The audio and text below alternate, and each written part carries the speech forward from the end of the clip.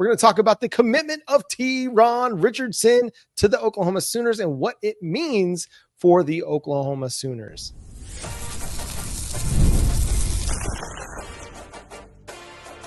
You are Locked On Sooners, your daily podcast on the Oklahoma Sooners. Part of the Locked On Podcast Network, your team every day.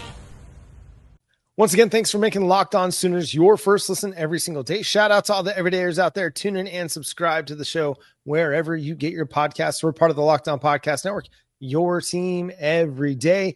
Jay, the Oklahoma Sooners picked up a big-time commitment from T'Ron Richardson of Virginia. He's a 3-star prospect in the 2026 recruiting cycle, now giving Oklahoma 3 interior defensive line players and 6 players for the defensive line overall in 2026.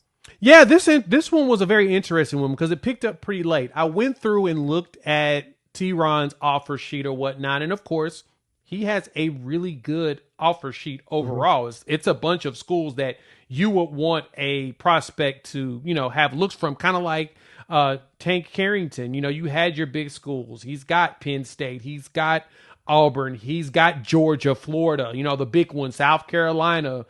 So you've got a lot of your bigger schools in that list. Penn State's, to me, pretty huge with Syracuse, as well as hometown schools of Virginia and Virginia Tech. So, John, he's gotten all the offers from the schools that you would hope he would get from. And then Ole Miss came in not too long ago. They gave him an offer a couple weeks ago. You're starting to see some other schools jump in late in the fray, but most of his offers came this year. So it feels like he was more of a late bloomer, hence why his ratings currently are today. But when On3 or Rivals, whichever one you want to call them, put out the actual graphic for him committing, they had him listed at 6'5", 290. So he may have hit a growth spurt. I'm sensing that's probably why Oklahoma really jumped on his board back in June when he came out. Jim Nagy mentioned this at one of the events that he did recently, that Oklahoma actually even said it to me as well, that Oklahoma did not do their own measurements back in the day when they had camps. So they do them now. When you come in for an official visit, they're going to get their official numbers from you right there on the spot. And that's what they're going to use when they do all of their evaluations. But John, there's one other feature about him that to me stood out more than anything, that said, oh, they're definitely going to look at him. He has a 6'11" wingspan. And that was when he was at like 6'2" and a half. Wow. 6'11" wingspan. Like, boom. And that's been verified. I've asked a couple people, I'm like, hey, is this real? Is this a real number? And they're like, oh, no.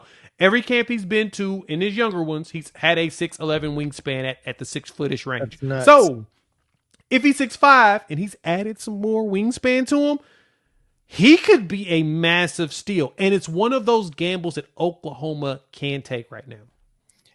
And he looks like a guy that knows how to use his body and use his frame. When you watch his junior highlights, he's using his long arm, and offensive linemen just can't get a hold of him.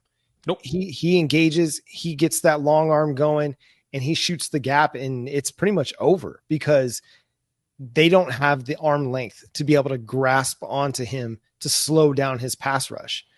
He's going to be a force, and he's one of those guys that, okay, yes, 3-star, you look at him now, but he's going to surpass that 3-star status. Remember, guys like Eli Bowen were considered 3 stars at one point in time.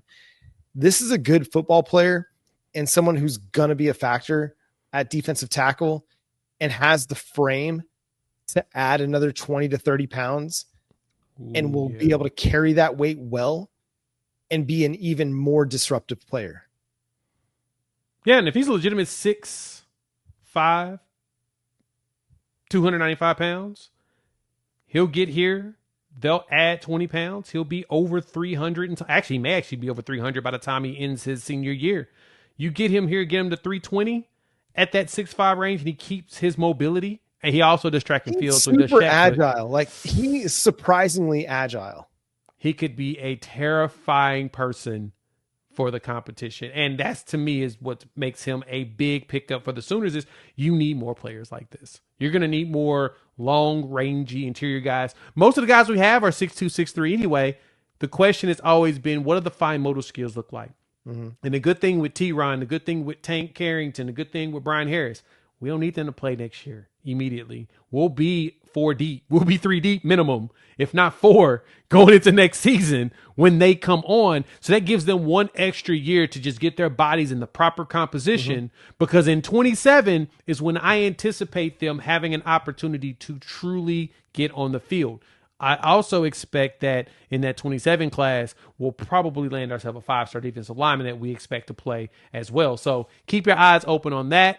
But John, this is one of those risks you got to take. And truth be told, this is starting to line up to Nagy's theory. He mentioned that the price point of 5 stars can be expensive. The question is, are you going to pay them or pay your current production? We, of course, would rather pay guys that we've seen produce. All fans would like us to be fiscally responsible. Give me guys that have played in the SEC and give me their production.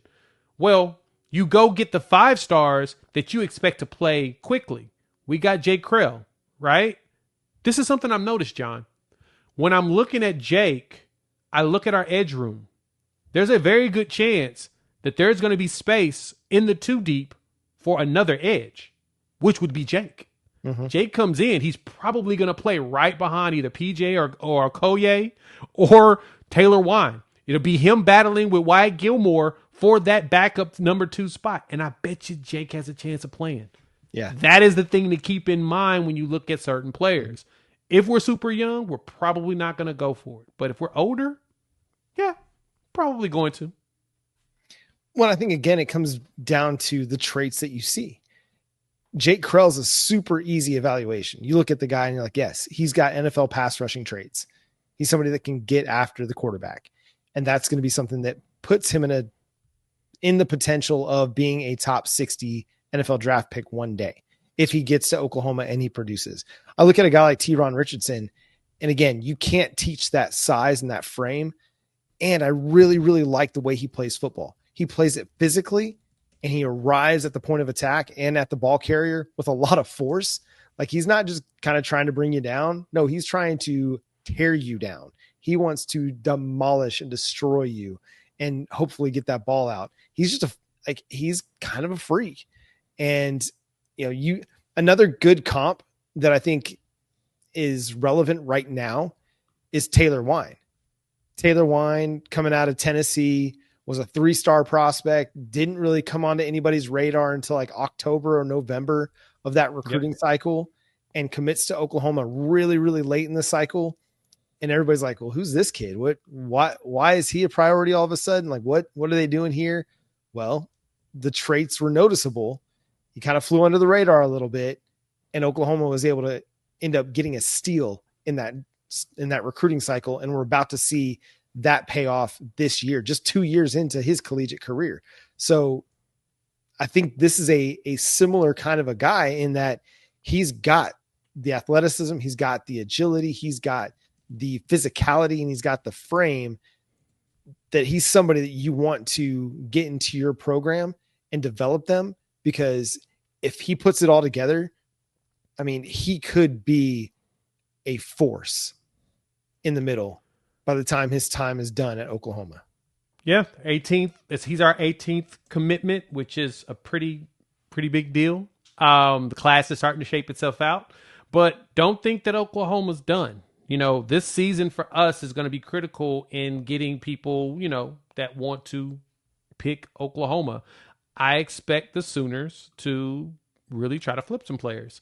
And I also expect Oklahoma to be very active for young players in the transfer portal. So as long as we produce on the field, the opportunity will be there for the Sooners, and they're going to take advantage of it. Is there a spot you think that Oklahoma is specifically going to try to target, or is it just specific players here and there? I think you'll see them do some big fish, some big game hunting in the wide receiver room and on the offensive line. I know our O-line is pretty young, and we really like the talent we have there. We've got a couple more years there with them. So I think probably the 27 class is where you're going to see some really big game hunting there. But I can totally see at wide receiver, we're probably going to go after some players just to make sure that, get at least 1 or 2. Probably a running back.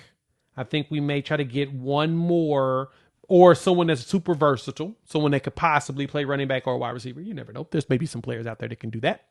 And I think at linebacker is where we're probably going to really go ante up on. I think those are the 3 spots where Oklahoma's really going to shop. The question really is the depth at linebacker we have, who's going to end up coming back? Mm-hmm. Because technically Kip and Kobe can play one more year if they wanted to. And if that does happen, we're going to big game it in 27 like crazy. Yeah. Interestingly enough, Kip Lewis was left off of the Senior Bowl 300 list, which to me, I don't know how that's possible when Jim Nagy's your general manager, unless it's been pretty clearly indicated that he's going to come back for another year. That's just me speculating, reading some tea leaves, looking at the stars. I mean, but he's a redshirt junior, so yeah. I would love it if we got another year out of Kip. That'd be fantastic. And then 2 years out of Kobe, that'd be great. Like, give me all that. That'd be wonderful. Sign me up. I'll take 3. We'll take it all. Give me the extra supersized one. And that's going to do it for today's episode of Locked On Sooners. Thanks so much for tuning in, being a part of the show. Subscribe to the show wherever you get your podcasts. We're part of the Locked On Podcast Network, your team every day. Go check out Jay's work at Unfair Sports. Go check out that channel, subscribe, and find out more about college football and more Oklahoma Sooners coverage over there. You can read my work covering the Sooners over at SoonersWire.com. The show is at Locked On Sooners on all of your favorite social media platforms. But until next time, he's Jay Smith. I'm John Williams. We'll talk to you then. Boomer Sooner. It's almost football time.